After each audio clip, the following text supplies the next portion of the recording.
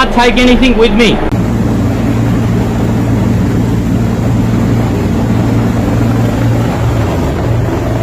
In May 2025, New South Wales was struck by one of its most severe flooding events in recent history. A relentless low-pressure system unleashed days of torrential rain, leading to catastrophic floods across the state. The deluge began on May 18th, when a slow-moving low-pressure trough stalled over eastern Australia, drawing in moisture-laden easterly winds. This convergence resulted in record-breaking rainfall, with areas like Taree receiving over 427 millimeters in just 2 days.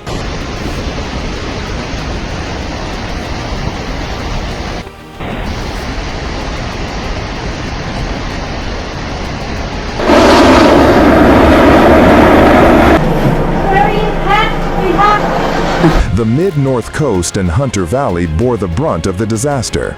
Towns such as Taree, Port Macquarie, and Kempsey were inundated, with the Manning River at Taree surpassing its 1929 record, peaking at over 6 meters.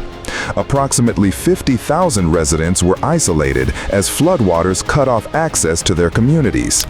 Tragically, the floods claimed the lives of 5 individuals, with 1 person still missing. Among the victims was a man in his 70s found in a submerged vehicle near Coffs Harbour. In response, over 700 rescues were conducted by emergency services, showcasing remarkable bravery and coordination. The impact extended beyond homes.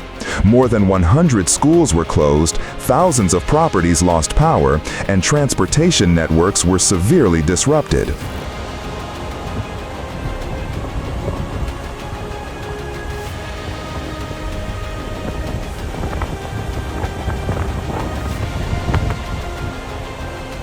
Sydney Airport experienced delays, and several ferry services were halted due to rising waters.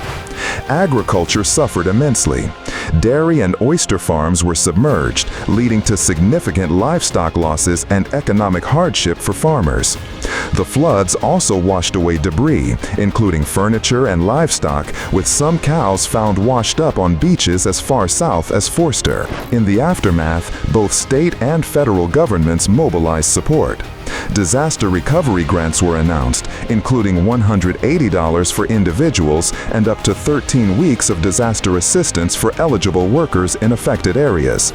Emergency Services Minister Jihad Dib defended the State Emergency Service, SES, amid calls for professional agencies to assume control.